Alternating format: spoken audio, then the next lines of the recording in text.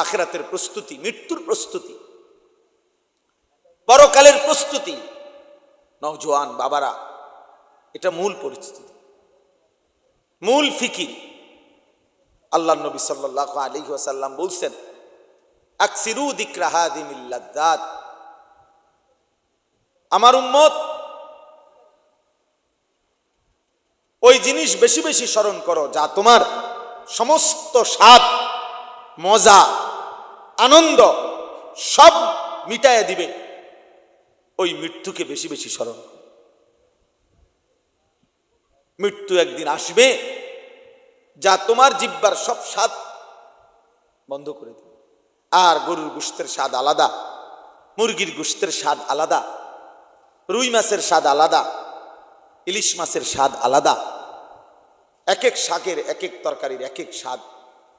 এই ছোট্ট একটা জিহ্বা এক মহান মালিক কি পরিমাণ ভাবে সেটিং করে দিয়েছেন, যা লক্ষ আইটেমের খাবারও ভিন্ন ভিন্ন স্বাদ বলে দেয়।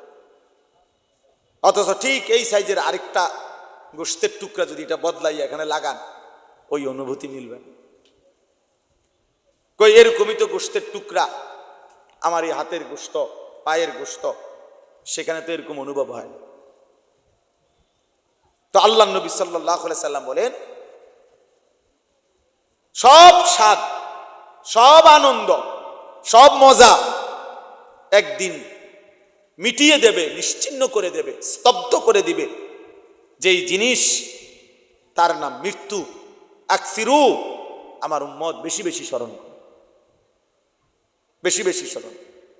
যত আউলিয়া বুজুর্গ, পীর মাশায়েখ যুগে যুগে ছিলেন, আছে এখনো, প্রত্যেক আউলিয়া মাশায়েখ পীর বুজুর্গরা তাদের মুরিদ, অনুসারী, ভক্তদেরকে যেই সমস্ত আমল দেয়, এই আমলের মধ্যে অন্যতম একটা আমল এটাও যে মৃত্যুর মুরাকাবা।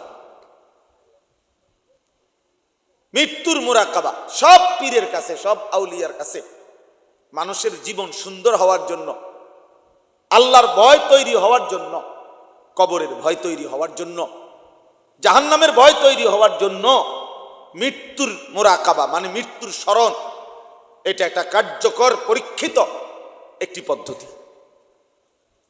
একটি পদ্ধতি। আর কোনো কিছুতে এতটা দিল নরম হয় না। রাসূলুল্লাহ সাল্লাল্লাহু আলাইহি ওয়াসাল্লাম এই জন্য বলছেন,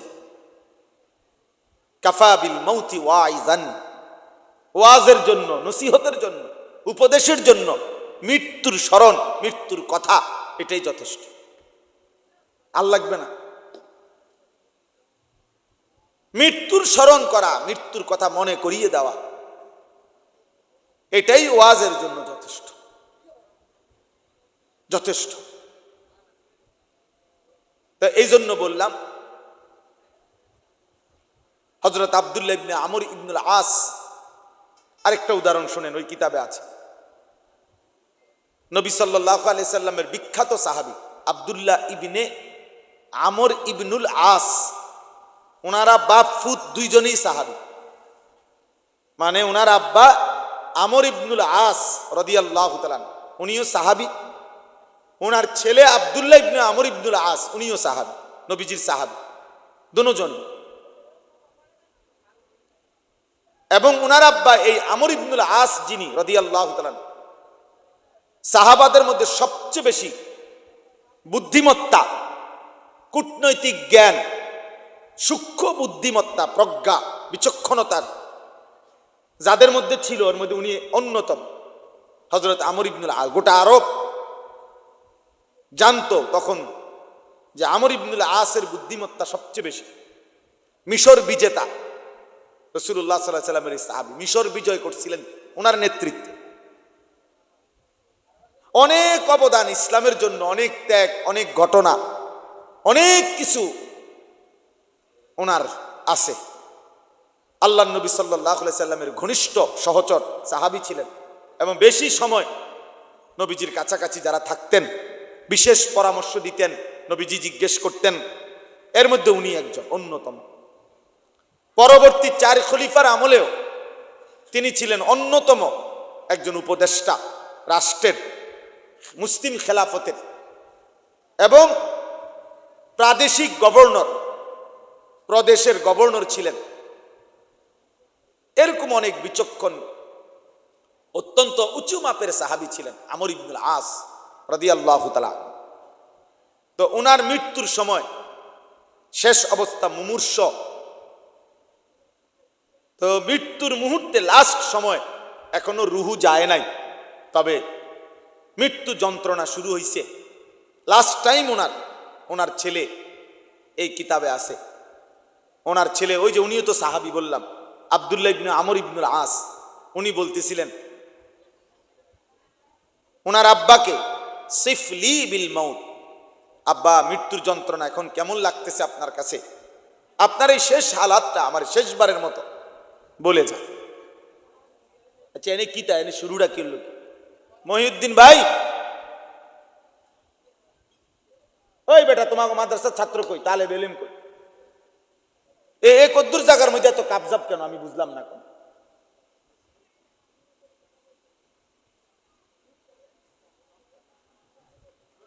আশ্চর্য কথা। তো এখানে তো এটা তো কোনো স্টেশন না, এটা বিজরা বাজার হেনে, বিজরা বাজার তো হেনে না।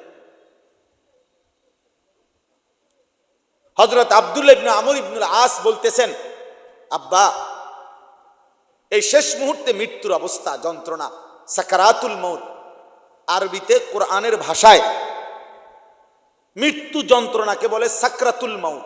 এইটাই আছে এই আয়াত, আমি শোনাবো আপনাদেরকে। ওয়াজাআত সাকরাতুল মউত, এই শব্দটার নাম কি বলেন? সাকরাতুল মউত, মৃত্যুর যন্ত্রণা। প্রত্যেক মানুষের, একেবারে আল্লাহর সৃষ্টির সমস্ত ইনসানের মৃত্যু যন্ত্রণা হবে। একেবারে তিনি যদি সর্বশ্রেষ্ঠ আউলিয়া হয়, সাইয়্যিদুল আউলিয়া, সাকরাতুল মউত ওনারও হবে। আবার সবচেয়ে বড় পাপী ওনারও হবে। আমাদের প্রিয় নবী সাল্লাল্লাহু আলাইহি সাল্লাম ওনারও সাকরাতুল মউত, এই মৃত্যুর যন্ত্রণা হয়েছে। কিন্তু ওই যে বলে কারো কাছে ঝাল মজাদার, যদিও ঝাল খাইতেছে কিন্তু চোখ দিয়া পানি পড়ে, কিন্তু হে আরো খায়। তাহলে কিন্তু ঝাল তো লাগতেছে, ঠিক কথা বুঝেন নাই? ঝাল লাগতেছে এটা ঠিক, কিন্তু ভর্তা এটা এর কাছে এত মজা লাগতেছে যে চোখ দিয়া পানি পড়ে, কিন্তু হেঁটে এখনো খায়। এরকম আর কেউ তো ঝাল দেখেই না না না না ঝাল ঝাল ঝাল ঝাল, তার কাছেও ঝাল ঝালেই। আর যে খুব মজা করে খাচ্ছে পাচ্ছে, তার কাছেও কি লাগতেছে? তাহলে সাকরাতুল মউত, মৃত্যু যন্ত্রণা হবেই হবে। সাইয়্যিদুর রাসূল আমাদের নবী সাল্লাল্লাহু আলাইহি সাল্লামেরও সাকরাতুল মউত হয়েছে, বিশুদ্ধ হাদিস, একেবারে বুখারী থেকে সব হাদিস আছে। তো ওনার আব্বা যখন এটা বললেন, উনি ওনার আব্বাকে, আব্বা আপনার এই মুহূর্তে শেষ অবস্থায় আপনার মৃত্যুর হালাত কেমন হচ্ছে? এই তখন তিনি বলছেন, আশ্চর্য উদাহরণ দিছে, ইয়া বুনাইয়া, হে আমার প্রিয় সন্তান, কাআন্না জিবালাদ দুনিয়া আলা সাদরি ওয়া ইন্নী আতানাফাসু মিন সাকবিল ইবরা। উনি বলতেছেন, হে আমার প্রিয় সন্তান, আমার মনে হচ্ছে বাবা, এই গোটা পৃথিবীতে দুনিয়াতে যত পাহাড় আছে, আল্লাহর সৃষ্টির যত পাহাড়, সবগুলো পাহাড় যেন একসাথে আমার বুকে চাপ দিয়ে আছে। কাআন্না জিবালাদ দুনিয়া আলা সাদরি, যেন দুনিয়ার সব পাহাড় আমার বুকে চাপ দিয়ে ফেলছে, চাপ দিয়ে ফেলছে। আর শুনেন, এরপরে তিনি বললেন, হে প্রিয় সন্তান, এই অবস্থায় আমি যেন ওয়া ইন্নী আতানাফাসু মিন সাকবিল ইবরা, একটা সুইয়ের ছিদ্র, সুইয়ের ছিদ্র পর্যন্ত না, সুইয়ের ছিদ্র কেন এত বড়? তাহলে একটি সুইয়ের ছিদ্র দিয়ে যেতটুকু জায়গা, আমি যেন এই এতটুকু জায়গায় নিঃশ্বাস নিতেছি। পৃথিবীর সবগুলো পাহাড় যেন আমার বুকে চাপ দিয়া রাখছে, আর আমি যেন নিঃশ্বাস নিতেছি সুইয়ের ছিদ্র দিয়া। একদ্দুর হায়, উদাহরণ দিছে কেমন! অথচ তিনি জগৎ বিখ্যাত সাহাবী, জগৎ বিখ্যাত সাহাবী তিনি।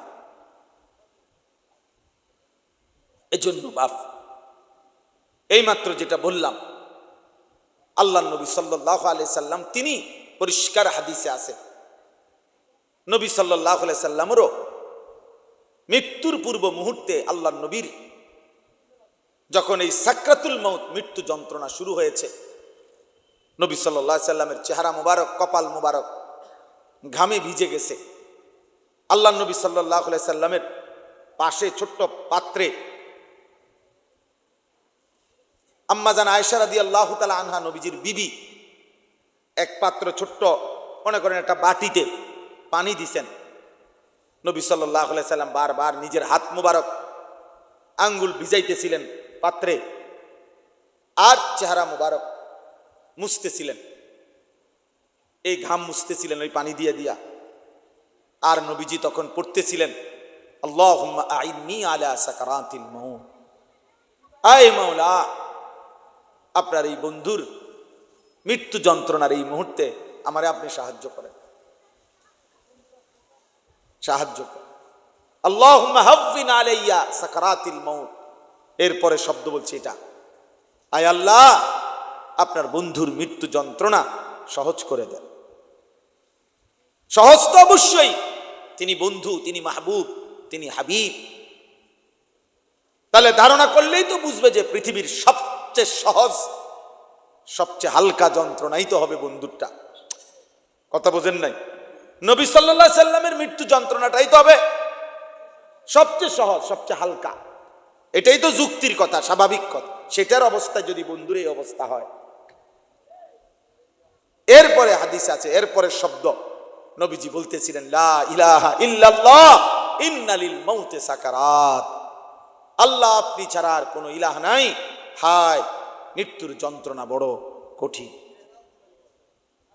নবীজি বল, ইন্না লিল মাউতি সাকারাত, মৃত্যু যন্ত্রণা বড় কঠিন, বড় কঠিন। এই জন্য দেখেন খুদ রাসূল সাল্লাল্লাহু আলাইহি ওয়াসাল্লাম, সরদার দু আলম নবী সাল্লাল্লাহু আলাইহি সাল্লাম, বন্ধু আমার, তিনি পর্যন্ত উম্মতকে শিখাবার জন্য মৃত্যু যন্ত্রণার এই হালাতটা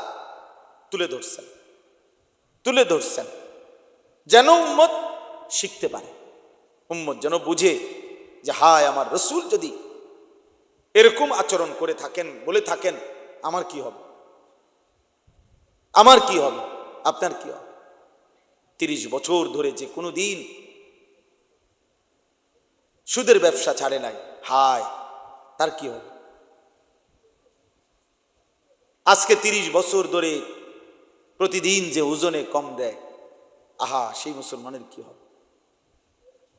আজকে 30 বছর ধরে যে নারী, যেই বোন, যেই মা, যেই বিবি বেপর্দা, আমার সেই বোনের কি হবে। আজকে খোদার 1 বছর, 2 বছর, 3 বছরে মুসলমানের যেই সন্তান কোনোদিন 365 দিনের 1 বছরে ফজরের নামাজ পড়ে নাই, সেই যুবকের কি হবে বলে। প্রত্যেক দিন ওজনে যে কম দেয়, হারাম উপার্জন করে, 2 নম্বরই ব্যবসা করে, আহা তার কি হবে, তার কি হবে। মৃত্যুর এই ভয়াবহ যন্ত্রণা থেকে সে কিভাবে বাঁচবে, কিভাবে বাঁচবে। কোরআনুল কারীমের মধ্যে আছে, খোদার কসম বা, কাল্লা ইদা বালাগাতিত তারাকি ওয়াকিলা মান রাক। আল্লাহ তাআলা বলেন, মালাকুল মউত আজরাইল যখন রুহু কবজ করতে আসবে, নাফরমান পাপীর রুহুটা কলিজা থেকে টান দিয়া ছিঁড়ে ফেলবে। আর ফেরেশতা আজরাইল যখন ছিঁড়ে ফেলবে, প্রত্যেক নাফরমান পাপীর রুহু এই কণ্ঠনালীর কাছে এসে আটকায় যাবে, আর ভিতরেও যায় না, বাইরেও হয় না। আল্লাহ তাআলা বলেন, ওয়াকিলা মান রাক, আত্মীয় স্বজন আশপাশের সবাই বলবে, এখন তাকে চিকিৎসা করবে কে, সে যে ছটফট করতেছে, মাথা লাড়তেছে, এখন ঝাড়ফুঁক দিবে কে, আরে ডাক কবিরাজ ডাকো, বৈদ্য ডাকো, কে আসো, তারে ডাকো না, তারে বাঁচাও। কিন্তু আল্লাহ বলেন, ওয়াজান্না আন্নাহুল ফিরাক, কিন্তু নাফরমান তো বুঝে ফেলছে আজ তাকে চলেই যেতে হবে। ওয়াযান্না আন্নাহুল ফিরাক ওয়ালতাফাতিস সাকু বিসাক। আল্লাহ তাআলা বলেন ভয়ে আতঙ্কে কষ্টে এই নাফরমান তার দুইটা পাও, দুই পায়ের গোসা গোড়ালি একটা আরেকটার সাথে যেমন লাগিয়া রইছে, এতটুকু সাহস হবে না, শক্তি হবে না এই বেঈমান নাফরমান পাপীর যে পাওটা এক সুতার নাড়াবে। আমি এই কয়দিন কি এই শুক্রবার দিন, এই গত শুক্রবার ২৬ তারিখ আমার মাহফিল ছিল পাবনা। তা আমি ঢাকার থেকে গাড়িতে গেছি আরিচা ফেরিঘাট, আরিচা পাটুরিয়া ফেরির ঘাটে গিয়ে রাত্রে তখন ৯টায়, বরাবর রাত ৯টায় অন্ধকারে আমার জন্য ওনারা আপনার স্পিড বোট ঠিক করছে স্পেশালি। তো স্পিড বোটে আমার ওই পারে নিয়ে যাবে মাহফিলে। স্পিড বোটে উঠছি আমরা ৬-৭ জন। তো স্পিড বোট এটা যখন ছাড়ছে অন্ধকার, আর যখন একটু সামনে গেছে আর ঢেউ বাড়ি মারতেছে, ৩১ মিনিট সময় লাগছে প্রায় যাইতে ওই পারে। বিশ্বাস করেন, আমি বুঝার জন্য বলতেছি, আমি যে ওই বোটের এক সাইডটা দৌড়ছি এমনি, আর লা ইলাহা ইল্লা আনতা সুবহানাকা ইন্নী কুনতু মিনাজ জালিমিন পড়তেছি মহিউদ্দিন ভাই, একটা সুতা একটা ইঞ্চি আমি আর আমার পাও নাড়াই নাই। আত না আমার ডরে যে পাও নাড়ালে নি পড়ে যায়, হাত নাড়ালে নিজে কি হয় পড়ে যায়। এমন ভয় লাগছে ওই মাথা যাওয়া পর্যন্ত যে হাত পাওটাও নাড়াইবার মনে হয় যেন নিঃশ্বাসটা ফেলবার সাহস হচ্ছে না, নিঃশ্বাস ফেলবার সাহস হচ্ছে না। তো আল্লাহ তাআলা কোরআনে বলেন ওয়ালতাফাতিস সাকু বিসাক, মানে এক পায়ের গোসা আরেক পায়ের লগে ভাবে মিলে যাবে। নাফরমানের মৃত্যুর যন্ত্রণায় রুহু বাইরও হয় না, ভিতরেও যায় না, এই অবস্থায় সে পাওটাও নাড়াইবার শক্তি পাবে না। এই অবস্থায় এরপরে কোন কাগজ অথবা আরো উদাহরণ দিছে, মনে করেন কোন শিকের মধ্যে, শিক কাবাব খাইছেন যারা, শিকের মধ্যে গোশত আস্তে আস্তে একটু একটু করে দিয়া এরপরে আগুনে পোড়াইলে শিক কাবাব হয়। এই শিক কাবাবের কাবাব যেমনি টাইনা টাইনা খোলে, সিরা সিরা খোলে শিক থেকে, তো কিতাবের মধ্যে আছে মালাকুল মউত আজরাইল ওই নাফরমানের রুহুটা এইভাবে টাইনা টাইনা ছিঁড়া ছিঁড়া তার এই রুহুটা এখান থেকে বের করে।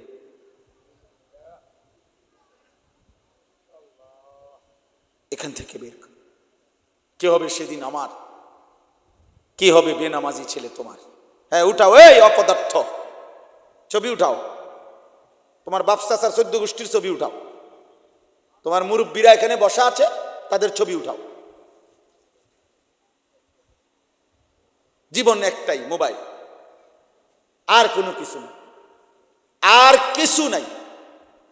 এই কিশোর যুবক ছেলেদের বর্তমান হালাত হইল, যার একটা মোবাইল আছে, যার একটা মোটরসাইকেল আছে, যার একটা হারাম নষ্ট চরিত্রহীন কোনো মেয়ের সাথে সম্পর্ক আছে, কিছু অসৎ সমবয়সী বন্ধু আছে, আড্ডা দইন না, খালাস এই 4টা জিনিস আছে, সে 7টা মহাদেশের বাদশাহ। সে বাংলাদেশের না, সে হলো গোটা পৃথিবীর বাদশাহ। তার মোটরসাইকেল চালানি দেখলে আপনি বুঝবেন এতে বাদশাহ। তার পূর্বপুরুষে ছিলেন নবাব সিরাজউদ্দৌলা, তে বাদশাহ আকবরের নাতি। ব্যবসা দেখলে বুঝবে সে 7 মহাদেশের মালিক।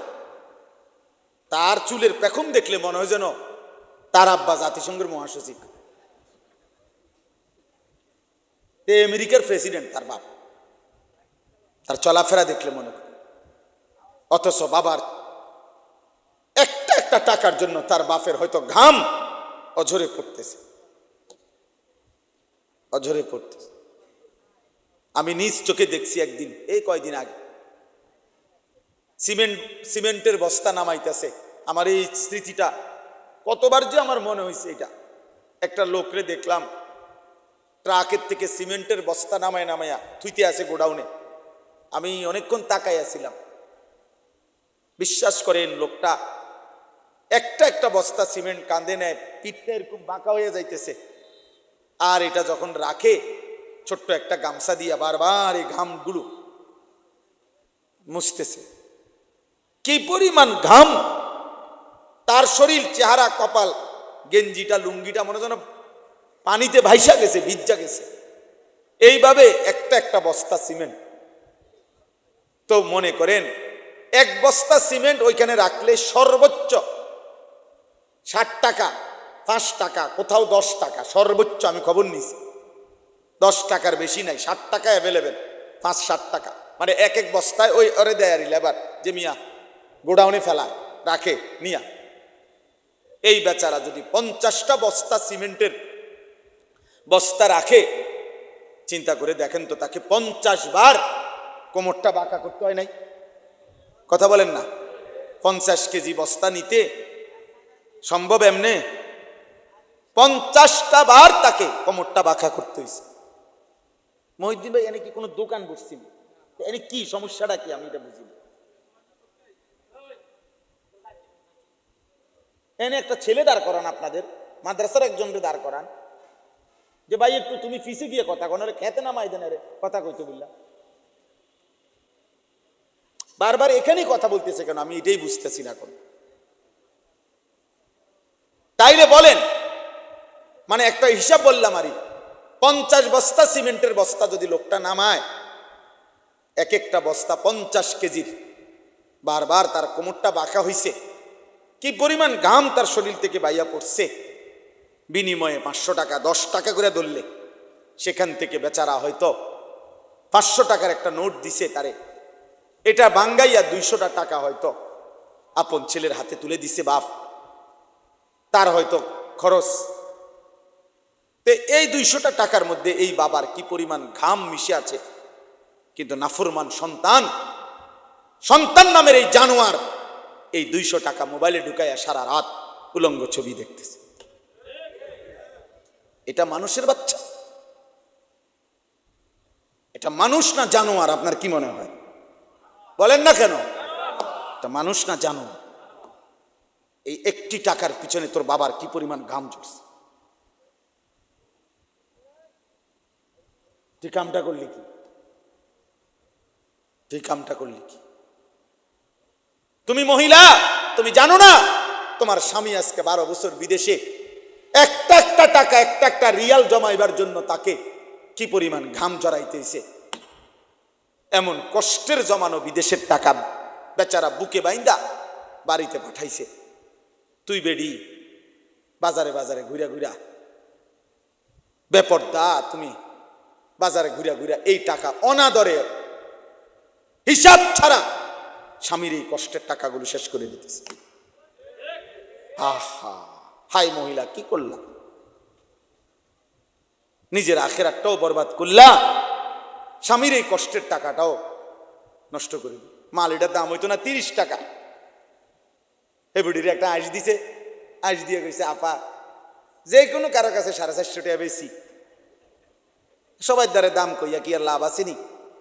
ইতান সবারই কইয়া কি আর বুঝবো নি? আমনে যেহেতু বুঝের মানুষ, আমনে 50 টাকা ছাড়, 400 টাকা, এই আফার লেগে চান, আফার লেগে চানে চার দাম হইলো 5 টাকা, আপনারে ধরাই দিছে 350 টাকা। মালের দাম হইতো না 30 টাকা। ব্যাগ লাফায় ঠিকই চা খাইয়া বেড়ার লগে কথা টথা বলে সুন্দর মাল নিয়ে আস।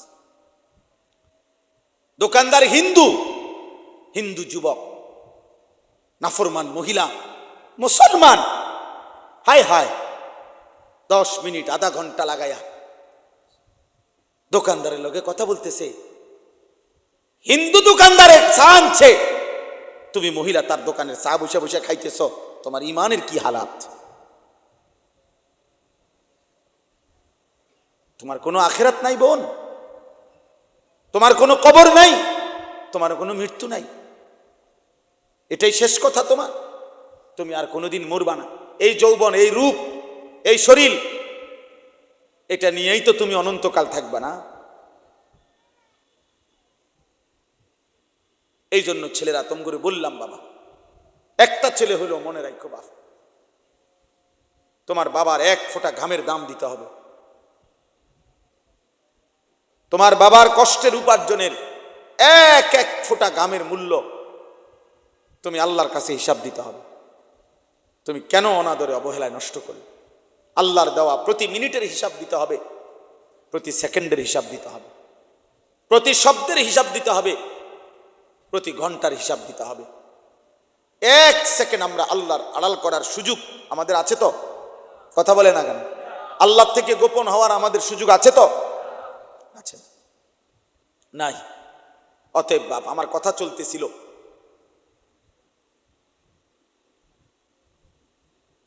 মৃত্যুর কথা বলিয়া, মৃত্যুর স্মরণ, মৃত্যুর যন্ত্রণা, সাকরাতুল মাউত, এটা বড় বেশি ভয়ানক। আর এটা যদি আমার লোক আছে, আমার অসুবিধা হইতো না। আমি সরকারি দলের লগে আমার সম্পর্ক, হ্যাঁ, আমার ক্ষমতা আছে, আমার টাকা আছে, আমি বাঁচার ব্যবস্থা আছে, এমন ব্যবস্থা কারো কাছে আছে? মৃত্যু ধনী আর গরিবকে বরাবর করে দিবে, মৃত্যু সুখী আর দুঃখীকে বরাবর করে দিবে, মৃত্যু আনন্দ এবং বেদনাকে সমান করে দিবে, মৃত্যু অট্টালিকা আর কুড়ে ঘরের মানুষকে কি করে দিবে? সমান, সমান করে দিবে, সমান করে দিবে, সমান করে দিবে। ওই কিতাবে লিখছে যে ওমর ইবনে আব্দুল আজিজ যখন বলছে, হায় আমার বন্ধুদেরকে কি করেছ, আমার দোস্তদেরকে কি করেছ, আমি যাদের সাথে রাতের পর রাত গল্প করতাম, আমার সেই বন্ধুদেরকে তুমি কই নিছ হে মৃত্যু। তখন লিখছে, মৃত্যু যেন ওনাকে বলতেছে ফিরাইয়া, কবর যেন ওনাকে ফিরাইয়া বলতেছে, ওমর ইবনে আব্দুল আজিজ শোনো, আমি তোমার বন্ধুর চোখ তার শরীর থেকে খুলে ফেলছি, আমি তার হাতের কোনোই তার দেহ থেকে আলাদা করে ফেলছি, আমি তার পাও তার শরীর থেকে আলাদা করে ফেলছি, আমি তার গোশত তার হাড্ডি থেকে আলাদা করে ফেলছি, আমি তার দেহকে রেজা রেজা করে এই মাটির সাথে মিশাই দিচ্ছি। যদি কারো দিল থাকে তো সে বুঝবে, কবর তাকে এটাই বলবে, যে বন্ধুকে কবরে রাইখা 6 মাস পরে 9 মাস পরে আইসো একদিন, দেখবা তোমার বন্ধুর কোনো চিহ্ন নাই, তোমার আপনজনের কোনো চিহ্ন নাই, তোমার স্বজনের কোনো চিহ্ন নাই। আমি সব রেজা রেজা করে দিছি, সব ছিন্ন ভিন্ন করে দিছি। অতএব ভাই আমার, বন্ধু আমার, দোস্ত আমার, আজকে আমার এটাই কথা, মৌতের স্মরণ করেন। চারিদিকের মৃত্যু দেখেন, প্রতিদিন মানুষের জানাজা, কবরস্থান, লাশ, মৃত্যু দেখেন। আর যদি এই মৃত্যু দেখে, জানাজা দেখে, কবরস্থান দেখেও এই ছেলে বেরো বেটা থেকে, বেটা বাইরো, বেটা ফালতু কোথাকার। তুমি বলো না ভাই, আপনারা দেখেন না, ওরে ও কেন মোবাইল খুললো আবার? এতবার বলার পরে আমি ছেড়ে দেব না, আমার সাফ কথা, আমি ছেড়ে দেওয়ার মানুষ না। সিদ্ধান্ত নিয়েই বয়ানে বসি, আল্লাহর জন্য বলছি, আখেরাতের আশায় বলতেছি। আমাদের ছেলে পরিবর্তন হইতে হবে। মৌলানা সাহেব আমার আগে যিনি কথা বলতেছিলেন, আপনারা আমি যে 2-4 মিনিট কথা শুনতেছিলাম ওযু করতে করতে, বড় বেশি আফসোস করে বলছে না মৌলানা, সরাসরি আপনার পৃথিবীর 100টি দেশে চাইতে বেশি দেশ জাতিসংঘের অধিবেশনে এই ইসরায়েলের ওই কুত্তা নেতানিয়াহু যখন বক্তব্য দিতে দাঁড়াইছে, তারা অধিবেশন ছেড়ে বের হয়ে গেছে, পুরাটা হল রুম খালি হয়ে গেছে, প্রায় 10-12 জনের বেশি ছিল না মনে হয়। কিন্তু এরপরেও এই গাদ্দার 1 মিনিটের জন্য লজ্জা পায় নাই, বরং সে তার বক্তব্য পুরা দিছে। দেখো সে কাউরে 2 পয়সার, গোটা পৃথিবীর 100 দেশের প্রেসিডেন্ট না, গোটা পৃথিবীর সমস্ত দেশের প্রেসিডেন্টের আব্বারেও হে গণে না, হে কাউরে গণে না। এমন গাদ্দা। এই জাতিসংঘের ইতিহাসে আজ পর্যন্ত এমন ঘটনা ঘটে নাই। সেই কখন 1945 বা ওই সময়কার প্রতিষ্ঠিত জাতিসংঘ আজকে এই দিনকা এই ইসরায়েলের প্রধানমন্ত্রী সে যখন বক্তব্য দেয় তখন বাধ্যতামূলক তার বক্তব্য চলাকালীন কোথায় আমেরিকা নিউ ইয়র্ক আর কোথায় গাজা ফিলিস্তিন, এই গাজার মধ্যে সরাসরি আপনার সাউন্ড বক্স দিয়া, মাইকের অত্যাধুনিক সাউন্ড বক্সের মাধ্যমে তাৎক্ষণিক এই নগদ তার বক্তব্য এই গাজার মানুষকে শুনাইবার জন্য বাধ্যতামূলক ব্যবস্থা করছে। এবং ওইখানে সে সবার জাতিসংঘে পরিষ্কার বলছে 1 সেকেন্ডের জন্য কারো কোনো কথায় গাজার আক্রমণ সে 1 মিনিটের জন্য বন্ধ করবে। এই দিনকার ঘোষণা, এই দিনকার ঘোষণা, বুঝছেন? তোমরা ভেবো না ছেলেরা, গাজার মুসলমান শেষ হয়ে গেলে, ফিলিস্তিনের মুসলমান সব শহীদ হয়ে গেলে এরপরে আর ইসরায়েল কারো উপরে আক্রমণ করবে না, আর কাউরে মারবে না, আর কোনো মুসলমানকে মারবে না। এটাই তো মূল কথা না? এটাই তো মনে হয় না? তুমি এই রঙেই তো তোমার জীবন যাবে, ঠিক না? পৃথিবীতে তোমার উপরে, তোমার ফ্যামিলির উপরে কোনোদিন আর আযাব গজব আসবে না। কারণ তুমি যে সারা রাত নারী দেখো, ছবি দেখো, উলঙ্গ দৃশ্য দেখো, 1 ওয়াক্ত নামাজ পড়ো না, আল্লাহ নাই, হালাল হারাম বলতে কিছু নাই। এই অবস্থাতেই তো আমাদের জীবনের সুখ, শান্তি, নিরাপত্তা মিলবে তো? তাহলে আমাদের ছেলেরা কি করছে? আমাদের বাবারা কিসের পিছনে শেষ করে দিতেছে হায়াত? কিসের পিছনে দাঁড়ায় রয়েছে বুড়া মিয়া সিয়াত দিয়া, এই ইট গাঁথে বিল্ডিং এর হেবড়া বইয়া রয়েছে। কোনো একটা ইটের মধ্যে নি কোনো বালু কম হয়, সিমেন্ট নি কোনো কম। বিল্ডিং হইতে হবে শতভাগ মজবুত। ফার্নিচার বানায়, উনি তাকায় আছে, ফার্নিচারের বার্নিশ করে, এবড়া সারা দিন জাগাত বইয়া রয়েছে যাতে করে বার্নিশ দুর্বল না হয়। কারণ এটা সোফা, সোফার এত দাম, ইটের গাঁথনির এত দাম। আর ওনার ছেলে আজকে 365 দিনে কোনো দিন ফজরের নামাজ পড়ে না।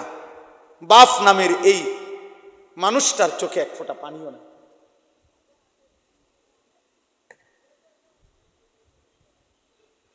ওনার ছেলে সারা রাত মোবাইলে উলঙ্গ ছবি দেখে। ওনার ছেলের চুল দেখলে বোঝা যায় ওইটা বেঈমান।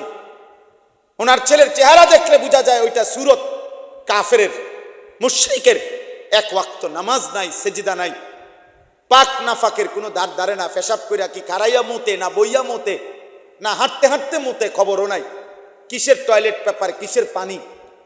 আহা, উনি সোফা বানায়, এবারটা সোফা বানায়, এবারটা বিল্ডিং করে, এবারটা ইটের মধ্যে পানি দেয়। করেন, ঠিক আছে বাবা, ঠিক আছে, চলেন, কোনো অসুবিধা নাই। সব মিলাইয়া ভাত তরকারি তো, সব মিলাইয়া দুনিয়াই তো শেষ বুঝছেন তো, ঠিক আছে, যে যেটা বুঝা শেষ করে যান দুনিয়া। আখিরাত না বুঝলেও আখিরাতে যেতে হবে, আখিরাত বুঝলেও আখিরাতে যেতে হবে কিনা বলেন? কবর না বুঝলেও কবরে, কবর বুঝলেও কি যেতে হবে। কোনো অসুবিধা নেই। আমরা চিৎকার করে যাই, আমরা বলে যাচ্ছি, আমরা বলে যাচ্ছি। এই জন্য বললাম বাবা, মুসলমানের ছেলেরা, আমরাও বুঝি। আজকে তোমরা মনে রাখো বাপ, এই বেঈমান তারা থামবে না।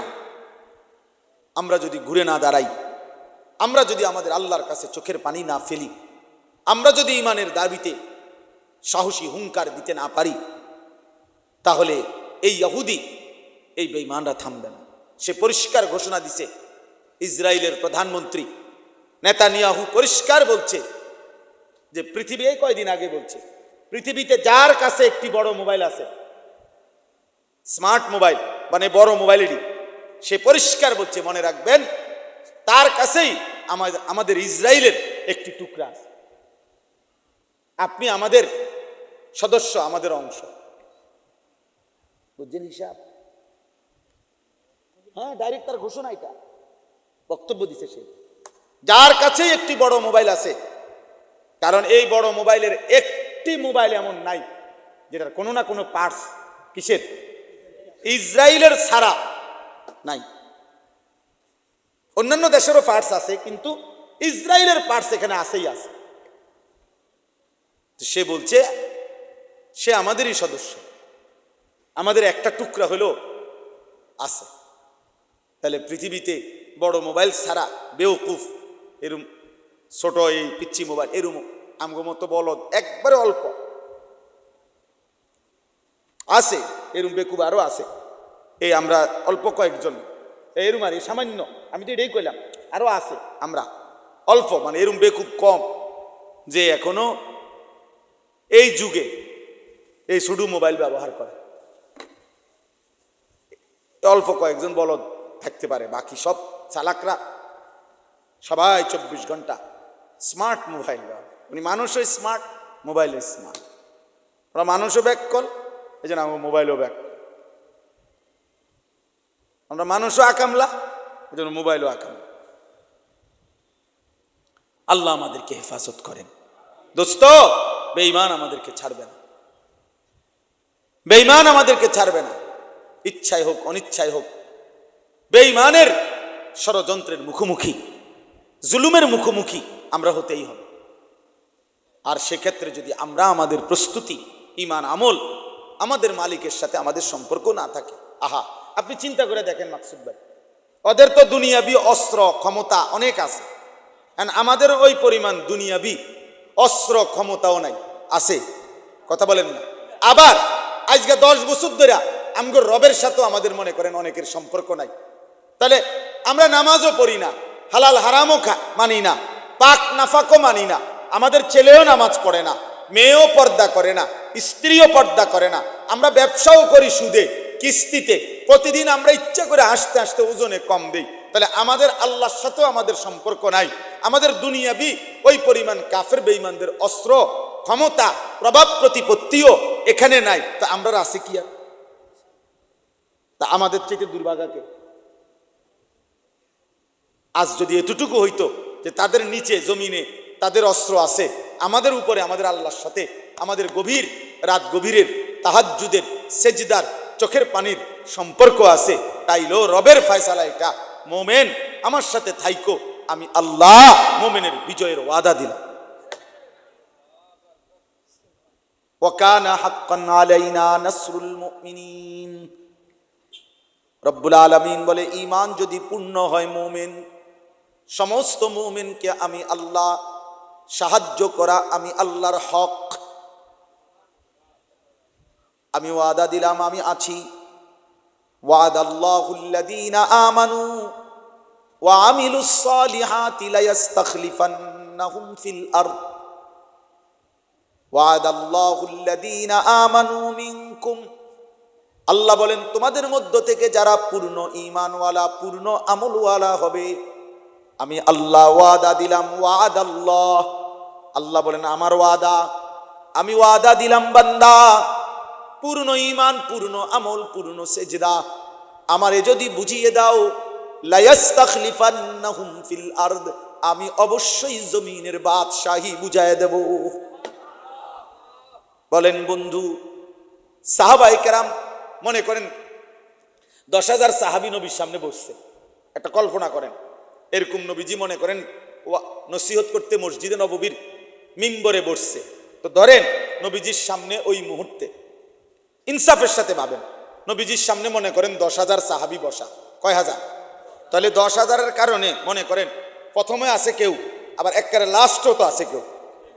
মানে আমরা যেমন এনে ভাই আপনারা সামনে, তো ওই ভাইরা যে দাঁড়ায় আছে 2-1 জন, ওনারা পিছনে না তো, তাহলে এভাবে 10,000 মানুষ বসতে গেলে তো সামনেও আছে, পিছনেও আছে, ডানেও আছে, বামেও আছে। আপনাদের বিবেক কি বলে? কল্পনা করেন তো যে 10,000 সাহাবীর মধ্যে ফজরের নামাজ পড়ে না, কয় পার্সেন্ট? হিসাবটা বুঝছিনি ভাই, বিজয়ের হিসাব বুঝতে হবে। স্লোগান আমিও দিতাম জানি, স্লোগান আমি আলহামদুলিল্লাহ ছাত্র জীবনে স্লোগানে প্রসিদ্ধ ছিলাম। আমার স্লোগান আলহামদুলিল্লাহ, আমি স্লোগানের লাগেও আমার অনেকে নিয়ে যাইতো যে স্লোগান দিতে হবে আনিস চল। স্লোগান কাহাকে বলে? স্লোগানের সেরা ছিলাম। আমার উস্তাদ আল্লামা ইসহাক ফরিদি রহমতুল্লাহ আলাই, যার কাছে আমি বুখারি পড়ছি, হুজুরে বলতেন আনিস চল কোথায় হুজুর, এই ডিপ্লোমা ইঞ্জিনিয়ার্স ইনস্টিটিউটে আজকে সেমিনার আছে, স্লোগান দিতে হবে। আমি চলেন পুরো এলাম, স্লোগান দিতে জানি আমি আলহামদুলিল্লাহ। ছাত্র জীবনে খুব স্লোগান দিতাম, ঘন্টার পর ঘন্টা স্লোগান দিতে পারতাম। মিছিল হইলে পাগল হয়ে থাকতাম যে মিছিল হইব কোন সময়, মিছিল হইলেই গিয়া মাইক ধরতাম যে স্লোগান দিব আমি। স্লোগান তো দিলে হবে না বাপ। তাহলে আপনি কল্পনা করেন, প্রথম সাহাবি আর 10,000 নম্বর সাহাবি ফজরের নামাজ পড়ে না কয়জন? 5 ওয়াক্ত নামাজ পড়ে না কয়জন? হারাম রোজগার করে কয়জন? সুদ কিস্তির সাথে সংযুক্ত ছিল কয়জন? ওজনে কম দিছে কয়জন? এই হিসাবটা বুঝছেন? বিজয়ের হিসাব, বিজয়ের হিসাবে কেন সাহাবায়ে কেরাম অর্ধ পৃথিবীতে, সারা পৃথিবীতে কালেমার পতাকা উড়াইলেন কিভাবে? মাত্র 30,000, অথচ কাফের 2 লাখ। মাত্র 10,000, কাফের 1.25 লাখ। এরকম মানে সৈন্য। আমরা কিতাবে স্পষ্ট পড়ছি, আশ্চর্য হবেন ভাই, কিতাবে স্পষ্ট পড়ছি ওমর রাদিয়াল্লাহু তাআলা আনহু একদিন এক যুদ্ধে হযরত খালিদ ইবনুল ওয়ালিদ রাদিয়াল্লাহু তাআলা আনহুকে জিজ্ঞেস করছেন, লম্বা ঘটনা, আমি শুধু ওই মূল কথাটা বলতেছি 1 মিনিট, যে ওনারে জিজ্ঞাসা করছে খালিদ 60,000 কাফেরের বিরুদ্ধে যুদ্ধ করার জন্য তোমার সাথে কয়জন দিলে চলবে? তো উনি বলছে আমিরুল মুমিনিন ওমর। ওমর তখন খলিফা, ইসলামের দ্বিতীয় খলিফা।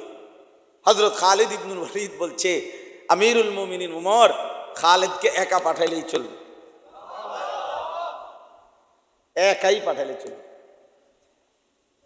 হযরত ওমর রাদিয়াল্লাহু তাআলা আনহু বলছেন খালিদ অহংকার করলা, কথাটা বড়াই হয়ে গেল না?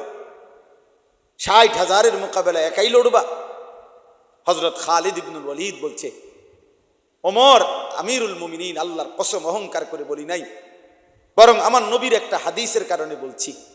আমার নবী সাল্লাল্লাহু আলাইহি সাল্লাম বলছেন মাসালুল্লাযী ইয়াযকুরু রাব্বাহু ওয়াল্লাযী লা ইয়াযকুরু রাব্বাহু মাসালুল হায়্যি ওয়াল মাইয়িত। নবী তো বলছে যে আল্লাহর জিকির করে, আল্লাহর ইবাদত করে, আল্লাহর স্মরণ করে, আর যে করে না, উভয়ের পার্থক্য হলো একজন জীবিত একজন মৃত। তা আমার তো ইয়াকিন আমিরুল মুমিনিন জীবিত তো শুধু আমি, 60,000 এগুলো তো মুর্দা। তো মরা মানুষ 60,000 হইলে কি আর 60 লাখ হইলে কি? জীবিত তো আমি একাই, কারণ আমি তো আল্লাহর জিকির করি, আমি তো আল্লাহর গোলামি করি, আমি তো আমার মালিককে সেজদা করি। প্রিয় সন্তান আমার, একটা ছেলে হলেও তোমারে বললাম ভাই, আগামী দিনের ইসলামের জন্য তুমি না ফিরলে আল্লাহর দ্বীনের জন্য লড়বে কে বাপ? তোমার বয়স মাত্র 16, 18। আহা, তুমি যদি দ্বীনের জন্য কোরবানি না দাও, ইসলামের জন্য কোরবানি করবে কে? আল্লাহর দ্বীনের জন্য কে লড়বে? 60 বছরের বুড়া চাচা, ওনার তো শক্তি নাই, উনি তো দুর্বল হয়ে গেছে, উনি তো দোয়া করতে পারবে এখন। এই জন্য আমার কথা, মূল বিষয়, আমরা মৃত্যুকে স্মরণ করি, মৃত্যুর যন্ত্রণাকে স্মরণ করি। আমাদের রব আমাদের সব জানেন, আমাদের মালিক আমাদের 24 ঘন্টা দেখেন। আমাদের অন্তরের ভিতরে গভীরে যত চিন্তা, যত কুমন্ত্রণা, আল্লাহ তাআলা বলেন বান্দা আমি সব জানি। হৃদয়ের গভীরে তোমার কি আসা যাওয়া করে আমি সেটাও বুঝি বান্দা, আমি জানি বান্দা। এই পৃথিবীর কেউ টের পায় নাই তোমার মনে কি কি, আমি তো জানি। জানে? কথা বলে না? জানেন আল্লাহ? এই দেখেন, এবার তর্জমাটা শুনেন, আমার কথা শেষ। আমার 25-এ টাইম, 8:20 বাজে আমার গড়িতে। আমার আমার জি দেখেন, এবার তর্জমাটা শুধু শোনেন। আমরা যেহেতু এখানেই নামাজ পড়বো, 5 মিনিট দেরি হইলে কোনো অসুবিধা নাই, ঠিক না বলেন? নামাজ আমরা যারা পড়বো তাদের আর 10 মিনিট দেরি হলে অসুবিধা আছে? আর যারা নামাজ পড়বে না, যারা, তো তার আর আগে হইলে কি আর পরে হইলে গেতে তো নামাজই পড়তো না। বুঝেন না? তার তো কোনো টেনশনে নেই, বেচারার তো কোনো অসুবিধা নেই, হয়তো সবচেয়ে ভালো হলো, কারণ পেরেশান মুক্ত, কারণ সে তো অপদার্থই, বেনামাজি।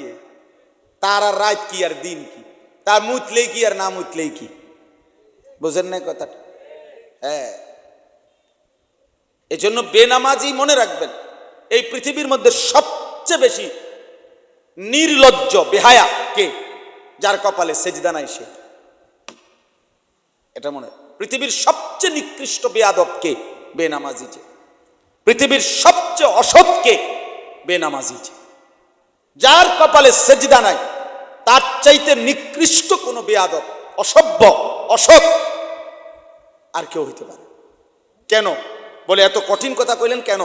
কারণ হইল এত বড় সৃষ্টি জগৎ দিয়া যে তাকে লালন পালন করে, আরে মানুষ 10 টাকার বন আর 1 কাপ চা খাবাইলে মানুষ তার প্রতি কৃতজ্ঞতা বোধ থাকে, যে বেটা আমারে গত সোমবারে 1 কাপ চা একটা বন খাওয়াইছে। এই মুহূর্তে লোকটা ডাক দিছে, মাত্র একটা সপ্তাহ হয় নাই, এখনই কেমনি কই যাইতাম না। কথাটা বুঝেন নাই আপনি? মানুষে একটা বেলা বিস্কুটের হক আদায় করতে গিয়া 3 ঘন্টা মিছিল করে না? মানুষ 1 কাপ চা, লাল চা, চাও না চার জাতো না, 1 কান বিস্কুট আর 1 কান বেলা বিস্কুটের হক আদায় করতে ঘন্টার পর ঘন্টা স্লোগান দেয়। 500 টাকা শেষ রাইতের ফজরের 8 টাইমের শেষ 500 টাকা, সকাল 10টায় ভোট, আর টেহারা দিছে শেষ টাকাটা দিছে 5টায়, মাঝখানে 5 ঘন্টার ব্যবধান, যাইয়েই হেরে ভোটটা দেয়।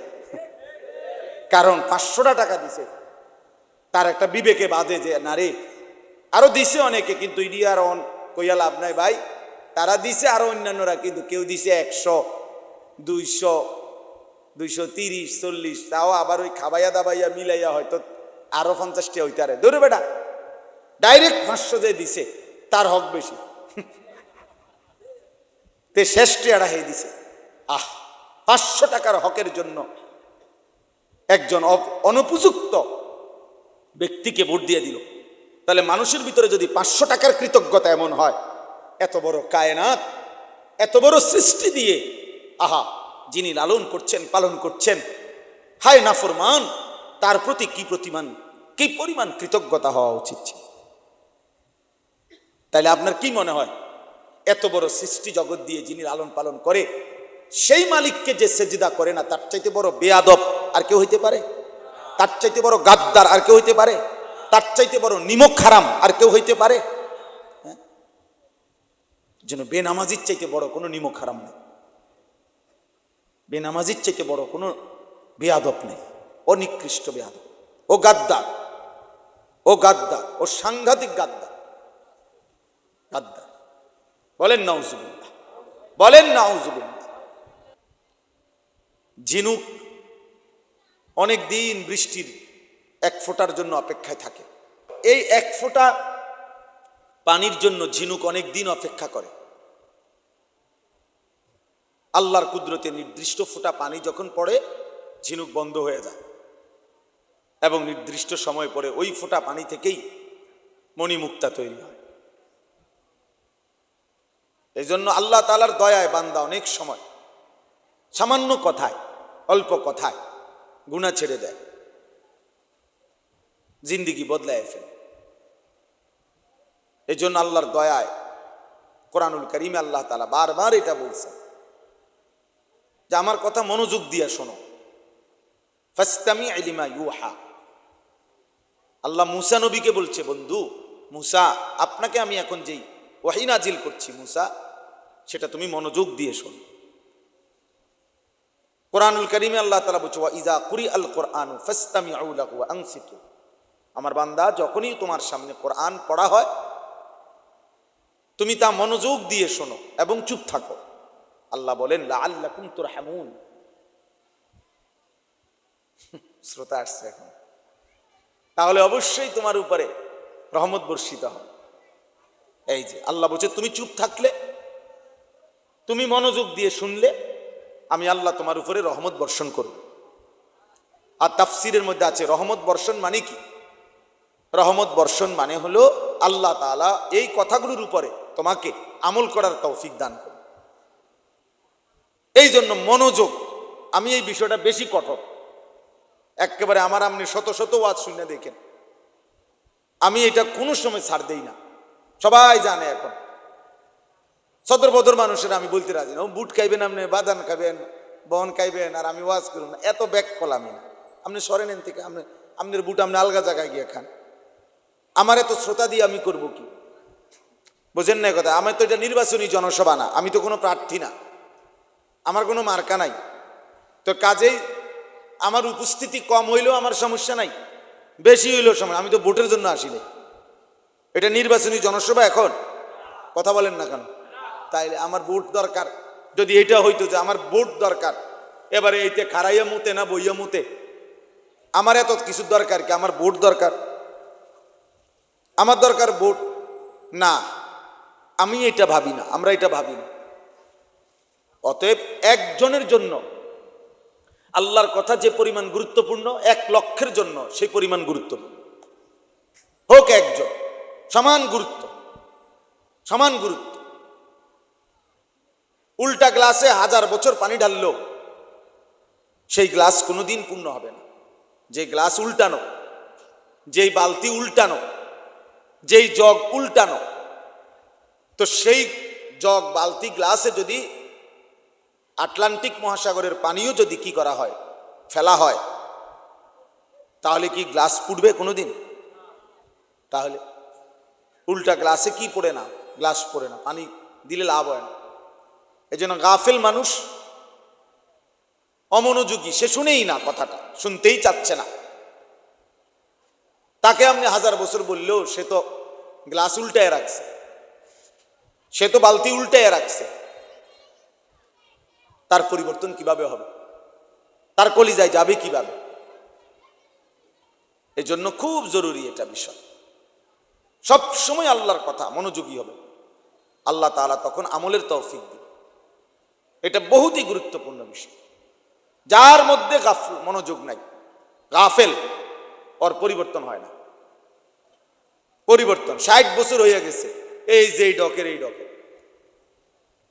একজন মুসলমান 60 বছর পার হওয়ার পর তার চলনে বলনে, আচরণে, উচ্চারণে বাইজিদ বুস্তামি হয়ে যাওয়ার কথা, জুনায়েদ বাগদাদি হয়ে যাওয়ার কথা। কেন?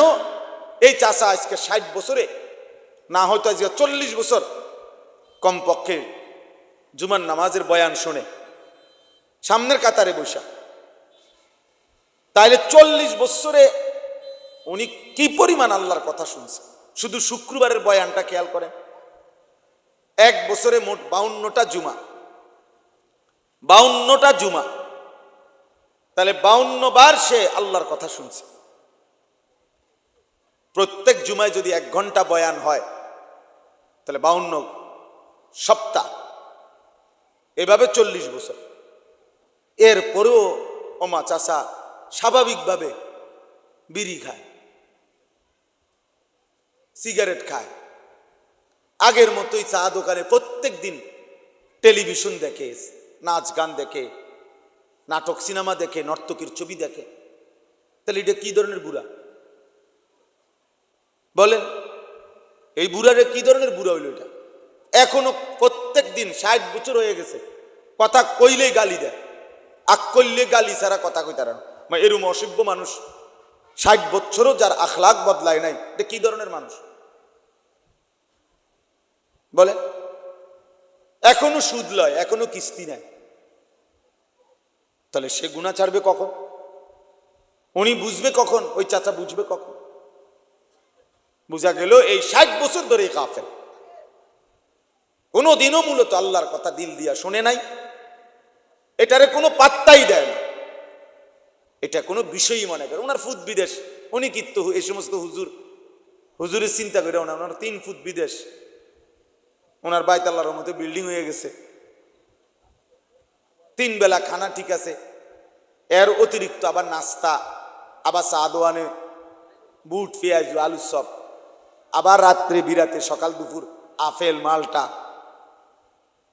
তাহলে আল্লাহর রহমতে খানা সুন্দর, ঘুমও যায় আরামে, জি ফুত নাই নাতকুর যার মতো চলতেছে। কেউ আল্লাহ চিনুক বা না চিনুক, কেউ নামাজ পড়ুক বা না পড়ুক, পর্দা করুক বা না করুক, কেউ ফজরের নামাজ পড়ুক না পড়ুক, চাচায় মাতেও না লড়েও না, হ্যাঁ ওটা আপনার খানা, ওটা তো আপেল মালটা আনা দরকার। বুঝেন না কথা? এখন পুত্রের বউর যে চরিত্র নাই, মেয়ে যে ফজরের নামাজ পড়ে না, ছেলে যে ফজরের নামাজ পড়ে না, ঘরের কেউ যে আল্লাহর কোরআন পড়তে জানে না, এটা তো ওনার দরকার নেই। ওনার দরকার হলো ভাত তরকারি। তো এটার তো আলহামদুলিল্লাহ ব্যবস্থা আছে, কাজে উনি খুশি। এটা গাফেল মানুষের কাজ, এটা ফালতু মানুষের পরিচয়, এটা গাফেল লোকের পরিচয়। উনি মনে করছে আর কোনোদিন উনি মরবে না, উনি মনে করছে আর কোনোদিন কবরে যাবে না, আর কোনোদিন যাবেন না। বাপ, বিষয়টা এটা না। সুখের দুনিয়াও শেষ হয়ে যায়, দুঃখের দুনিয়াও শেষ হয়ে যায়। 3 বেলা যার খানা ঠিক মতো থাকে তারও মৃত্যু হয়ে যায়, আর ঠিক মতো খানা যে পায় নাই সেও একদিন মরে যায়। বাসর রাতও ভোর হয়, ফাঁসির রাতও ভোর হয়, কোনো রাতই থেমে থাকে না। মৃত্যু এসেই যায়, মৃত্যুর যন্ত্রণা সত্য সত্য শুরু হয়েছে। আজকে সকালবেলা আমি একটা কিতাব পড়ছি, আরবি কিতাব। আরব বিশ্বের একজন বিখ্যাত বর্তমান সময়ের সারা পৃথিবী আলোড়ন সৃষ্টিকারী যে কয়েকজন আরব দেশের আলেম লেখক, এর মধ্যে উনি একজন, ডক্টর আয়েজ আল কারনি। ওনার একটা বই, ওয়াজাআত সাকরাতুল মাউতি বিল হক, এই বইটার নাম। কোরআনুল কারীমের একটা আয়াত এটা। আল্লাহ তাআলা বলছে, নিশ্চিত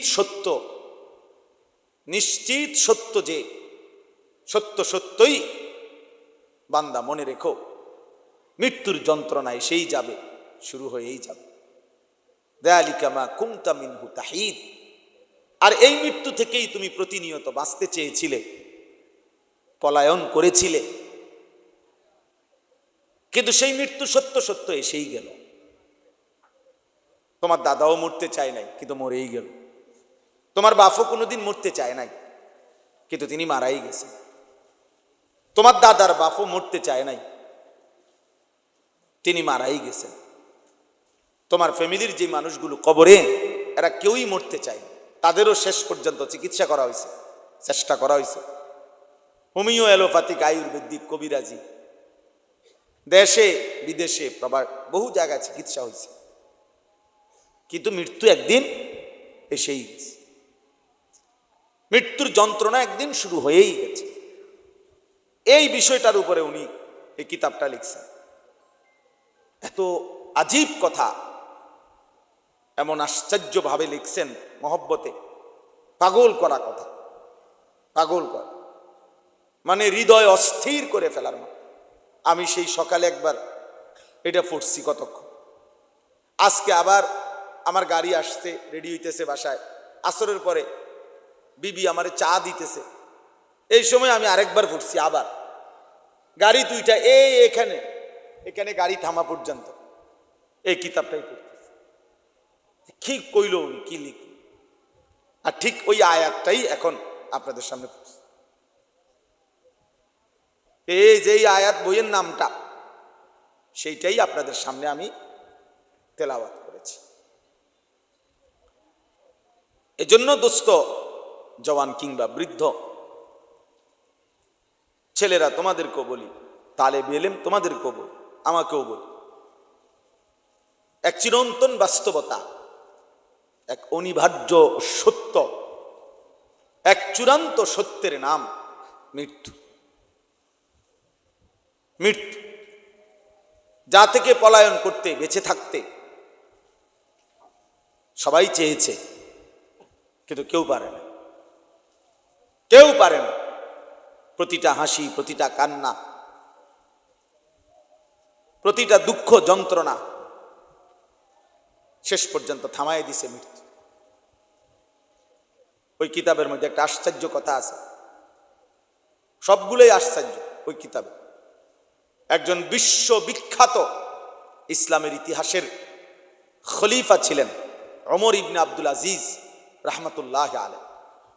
জগৎ বিখ্যাত ইসলামের ইতিহাসে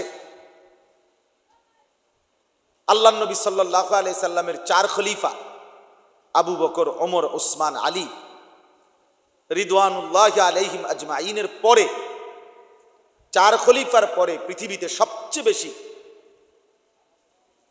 সফল, মুত্তাকি, জনপ্রিয়, পরিচিত, আল্লাহ ভীরু যেই খলিফা ছিলেন, মুসলিম বাদশাহ, উনি হলেন এই ওমর ইবনে আব্দুল আজিজ। ওনাকে ইসলামের 5ম খলিফা বলা হয়। এলেমে, আমলে, তাকওয়ায়, ফরহেজগারিতে, সর্বগুণে উনি ছিলেন একজন অনন্য, হিম্মতে, সাহসে, সব দিকে ওনার জীবনী অনেক সুন্দর। ওনার রাত দিন, খেলাফতের পূর্বে যখন খলিফা ছিলেন তখন সব সময় উনি শতভাগ তাকওয়ার উপরে ছিলেন, আল্লাহ ভীতির উপরে ছিলেন। তো ওই কিতাবে লিখছে উনি মাঝে মাঝে কবরস্থানে যাইতেন, আর কবরের দিকে তাকাইয়া তো মৃত্যুকে স্মরণ করতেন আর বলতেন ইয়া মাউতু। শোনেন মনোযোগ দিয়ে, উনি বলতেন ইয়া মাউতু মাযা ফাআলতা বিল আহিব্বা, হে মৃত্যু, হায় তুমি আমার আপনজনদের সাথে কি করলা। মাযা ফাআলতা বিল আহিব্বা, আমার ভালোবাসার প্রিয় মানুষগুলোর সাথে কি করলা তুমি। সবগুলো মানুষকে আমার থেকে নিয়ে গেলা। আইনাল আহবাব, আমার বন্ধুরা কোথায়, আমার সাথীরা কোথায়। এই নিজে নিজে বলতেন আমার ভালোবাসার মানুষগুলো কই। আমার আব্বা আমারে, আমার মনে আছে, হোটেলে বৈশা চামচ দিয়া দিয়ে বুরিন্দা যে ছোট ছোট এগুলো খাওয়াইছে। কি পরিমাণ ভালোবাসতেন আমার বাপ। তো আমার আব্বা এখন কবরে।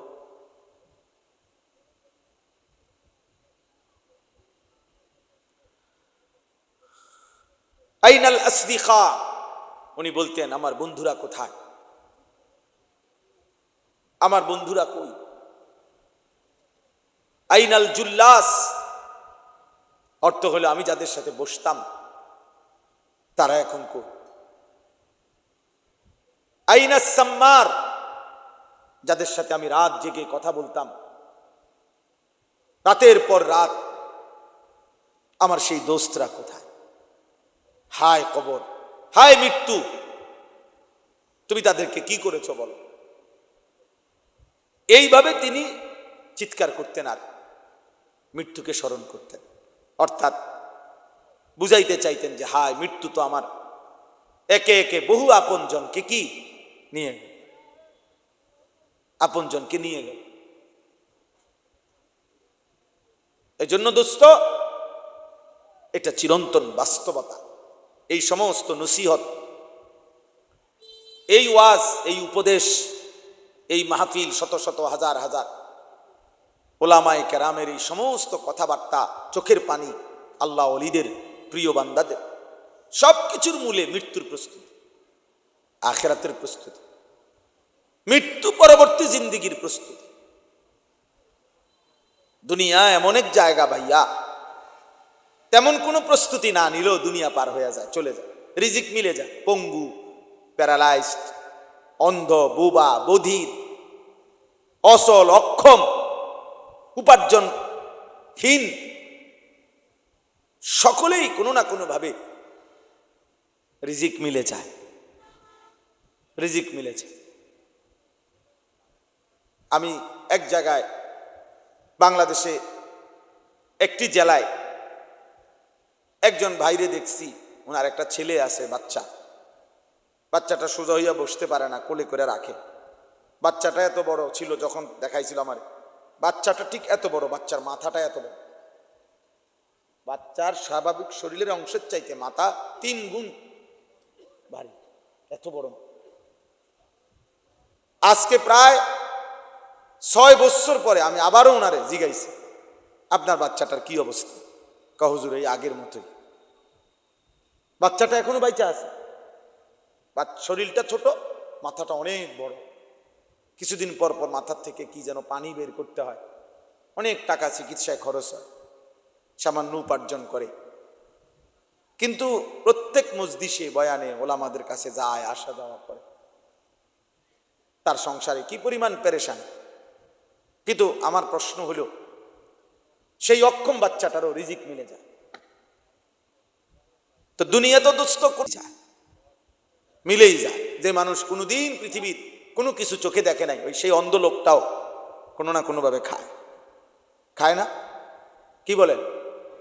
তাহলে আচ্ছা, আর অল্প একটু ফ্যানের বাতাস যাই হইছে চলেন।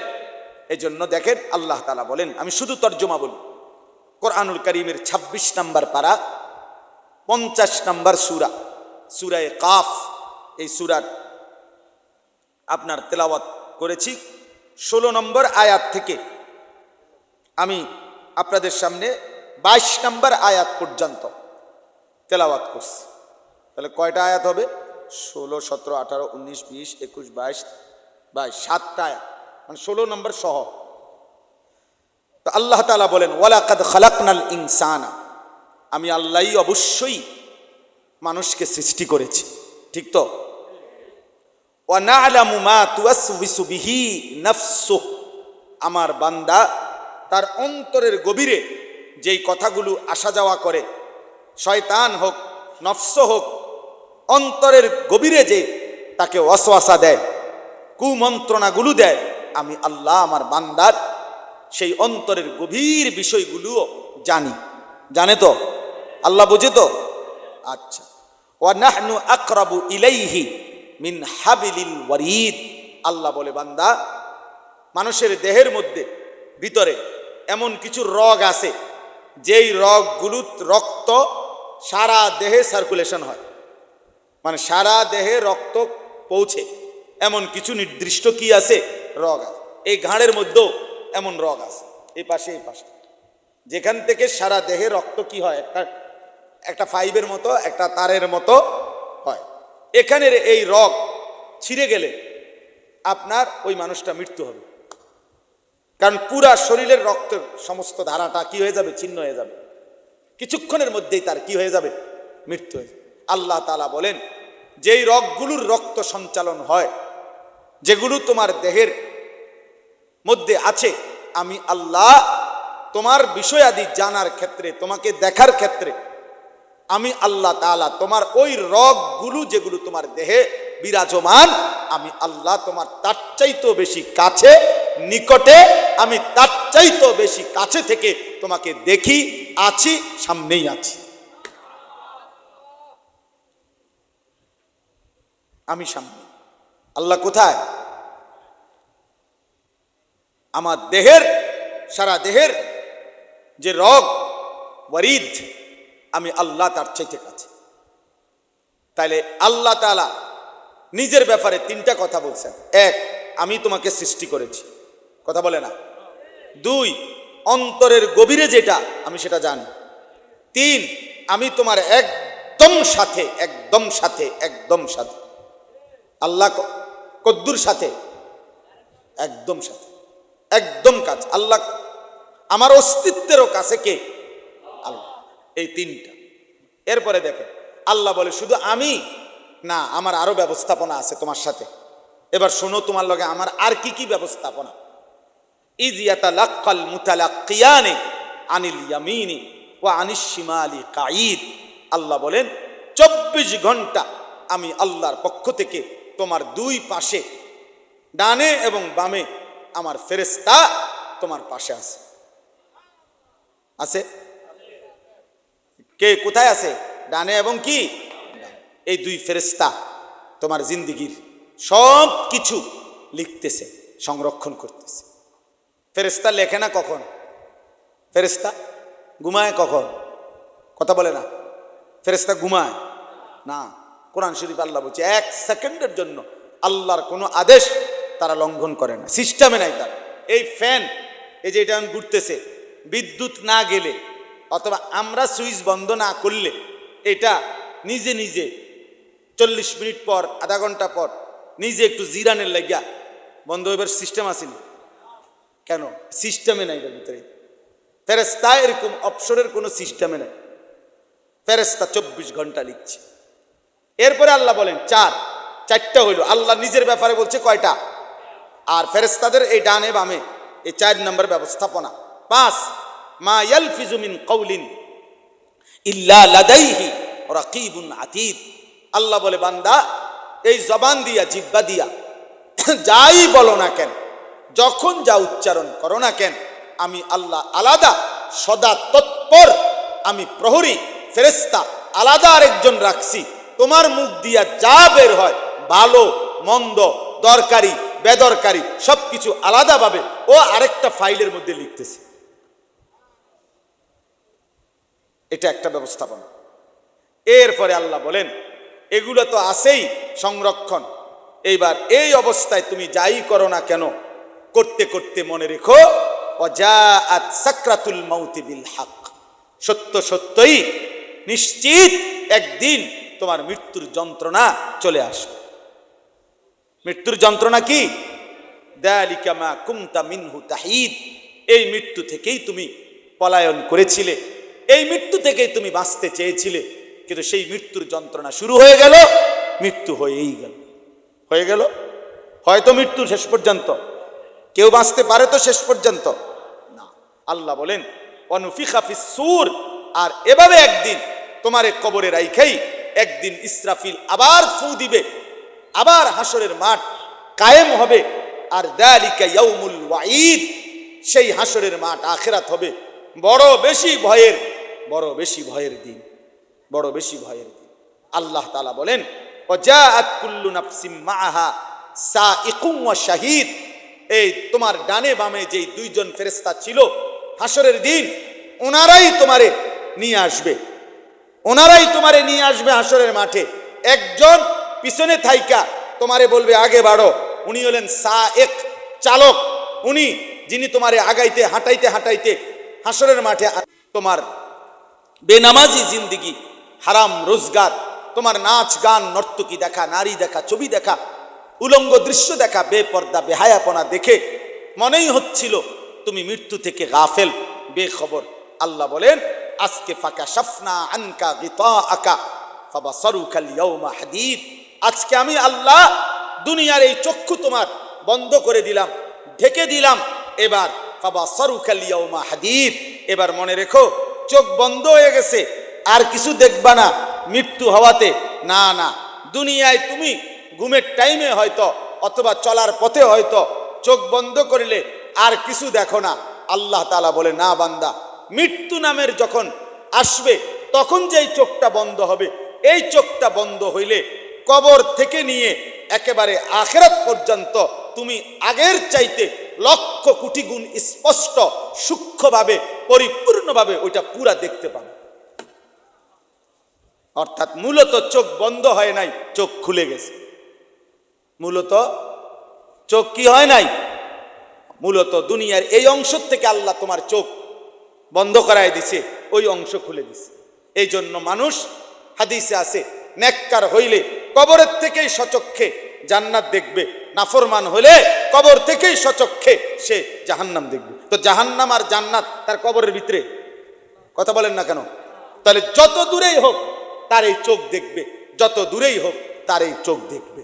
এই জন্য আমার কথা শেষ, আমার বাপ, আমার ভাই, আমার বন্ধু, দয়া করে ফিরতে শিখেন। কষ্ট দিলাম অনেকক্ষণ।